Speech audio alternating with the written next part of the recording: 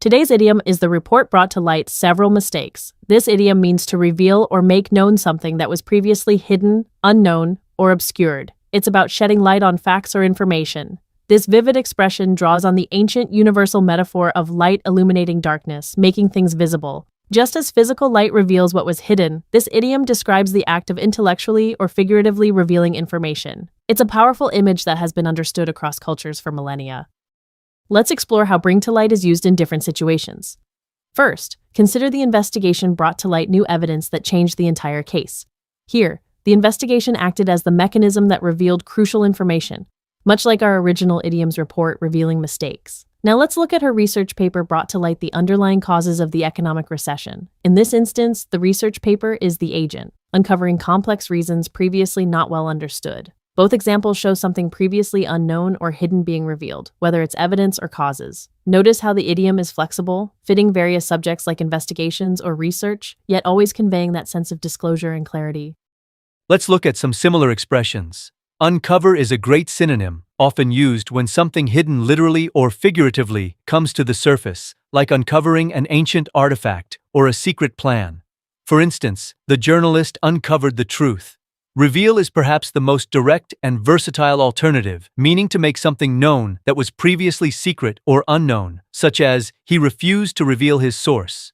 While all three convey disclosure, bring to light often carries a more active sense of an agent making the revelation, often with significant impact.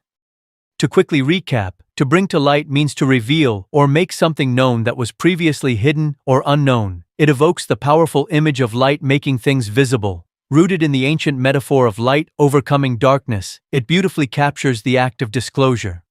So, the next time you hear about a discovery, an investigation, or a report that exposes new information, you can confidently use this idiom to describe how those insights were brought to light.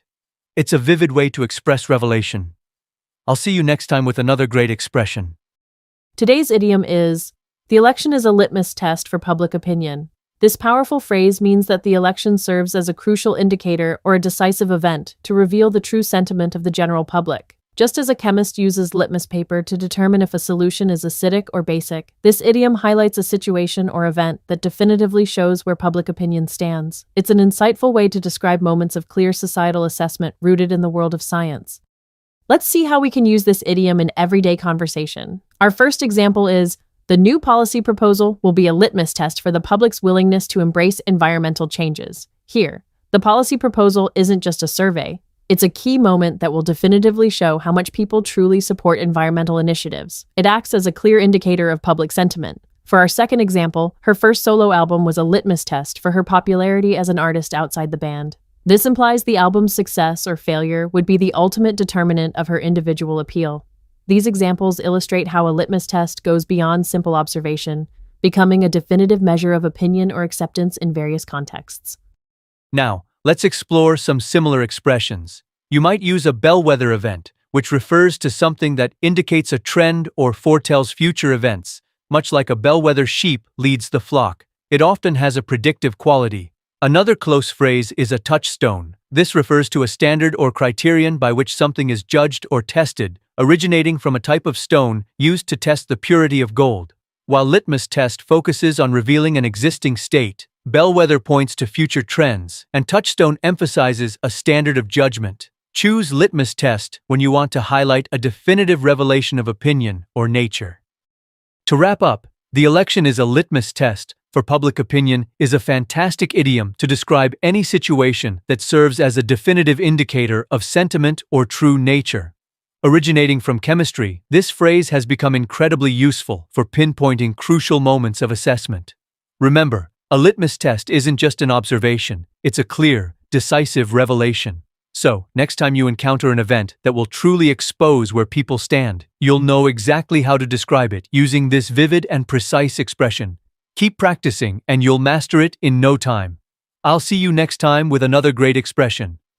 Today's idiom is the company will ramp up production next month. This means to significantly increase the level, speed, or amount of something in a progressive, structured way. It evokes a physical ramp as upward incline, suggesting a gradual yet impactful boost. From mid-20th century industrial contexts, it describes intentional increases in output or effort. A key business phrase. Let's look at examples. The software team decided to ramp up their efforts on the new feature before launch, meaning increased work intensity. And we need to ramp up our marketing campaign if we want more customers this quarter, showing intensified campaign scale. Both illustrate increasing effort or activity towards a goal. Similar phrases include scale up and accelerate. Scale up means increasing size or scope, like a business. Accelerate emphasizes increasing speed. Ramp up implies a controlled, steady progression of activity. Scale up focuses on capacity. Ramp up increases current output. Choose the best fit. To recap, ramp up means to progressively increase output or activity, like climbing a physical ramp. Rooted in industrial contexts, it describes planned increases in business, projects, or efforts. It signifies a controlled, steady buildup. Incorporate this idiom to enhance your English when discussing growth or activity. I'll see you next time with another great expression. Today's idiom is we need to address the elephant in the room. This means discussing an obvious major problem everyone acknowledges but avoids. Originating in late 19th century commentary, it symbolizes a prominent, ignored issue. It urges us to confront uncomfortable, critical topics head-on. See it in action. First, during the team meeting, no one wanted to talk about the budget cuts, so I had to address the elephant in the room. The cuts were the obvious, ignored issue. Second, their marriage was struggling. It was time someone addressed the elephant in the room. This idiom highlights confronting clear, unacknowledged problems, bringing avoided truths into open discussion. Similar phrases. Clear the air resolves tension by discussing sensitive issues. Call a spade speaks plainly, even if unpleasant.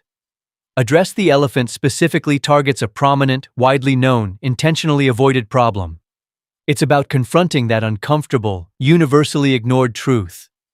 Use it for such issues.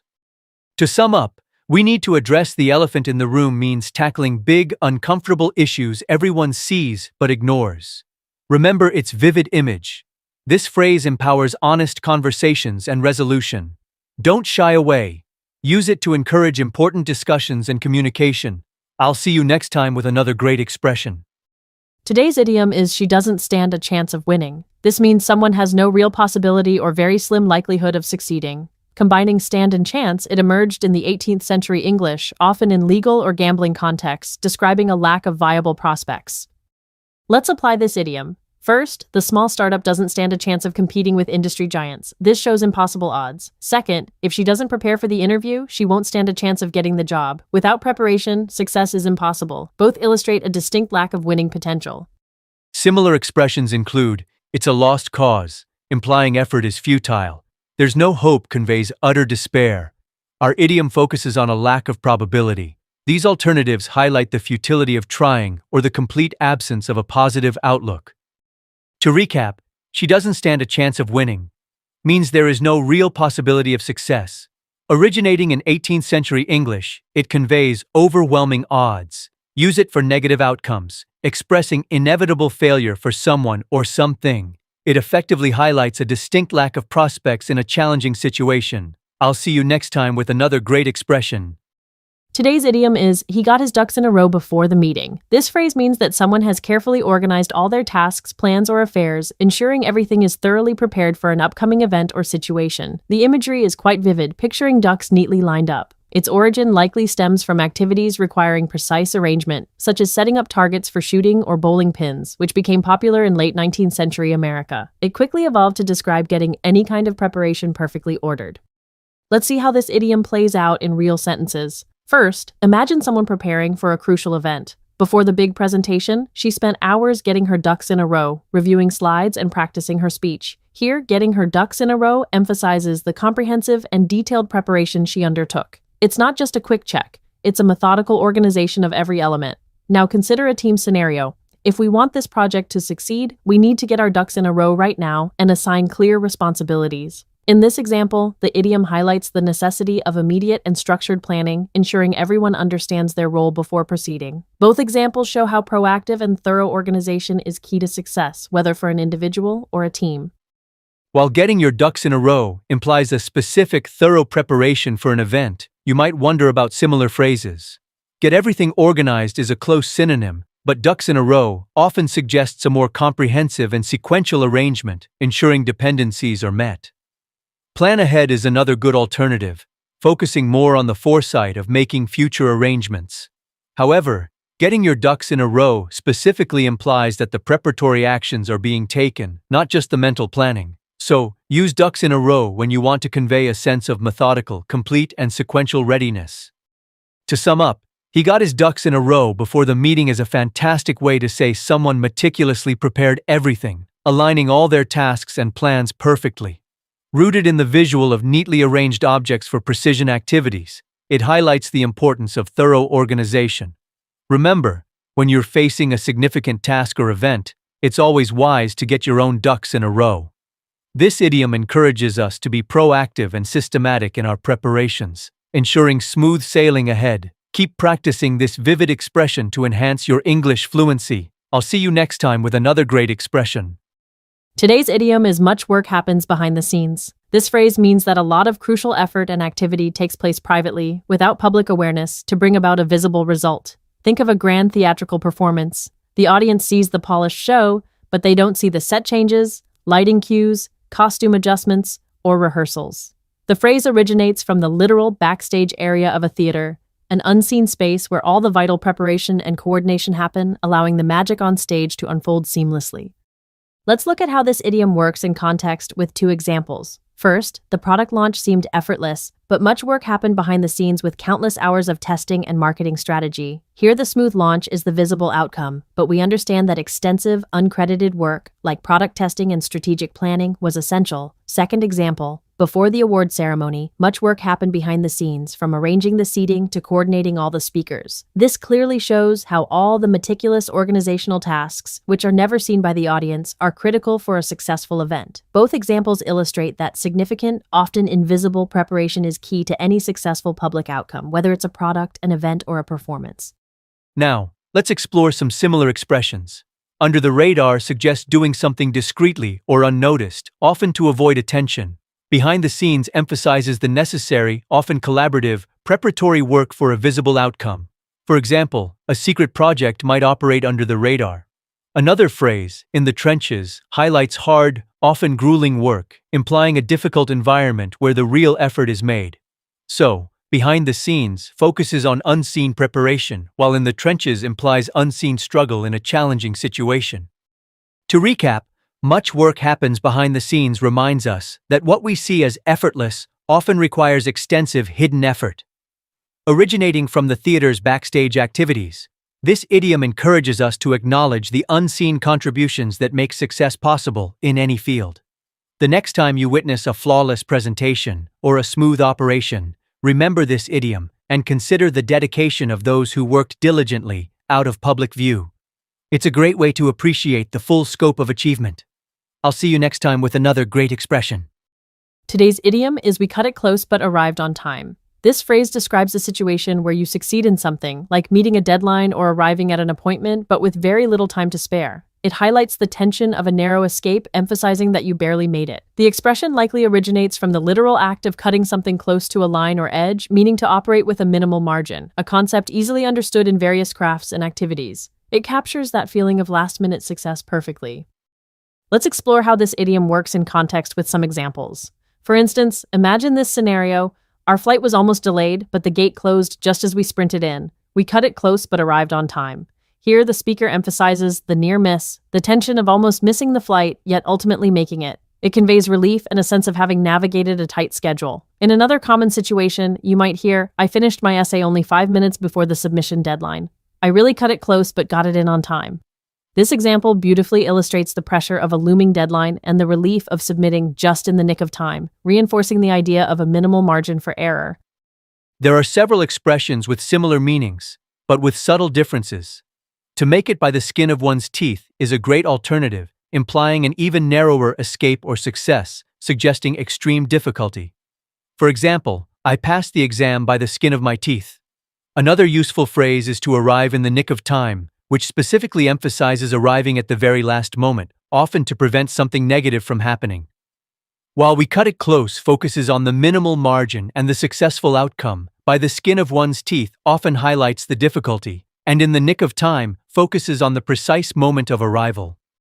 In summary, we cut it close but arrived on time is a vivid idiom for succeeding with minimal time to spare, conveying the tension and relief of a tight schedule. Originating from the literal concept of operating with a narrow margin, it's a versatile phrase for any situation where you've just managed to make a deadline or appointment. Remember it next time you narrowly escape being late or complete a task just before it's due. It's a great way to express that close call and the satisfying feeling of still making it.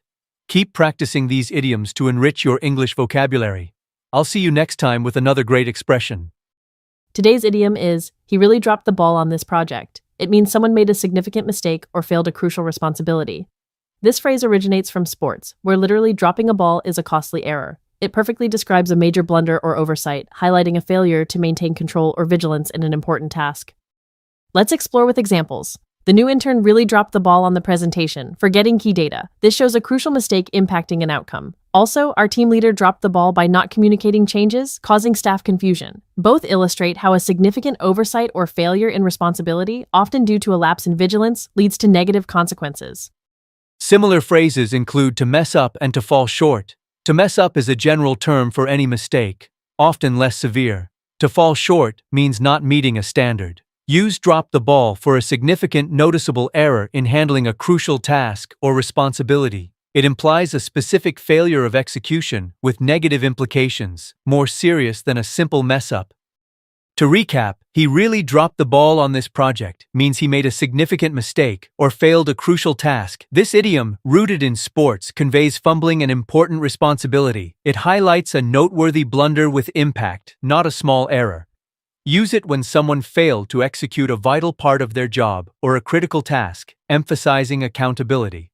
I'll see you next time with another great expression. Today's idiom is, we need to get the project back on track.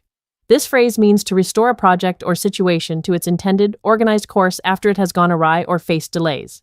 Imagine a train that has veered off its rails. Getting it back on track means putting it right again.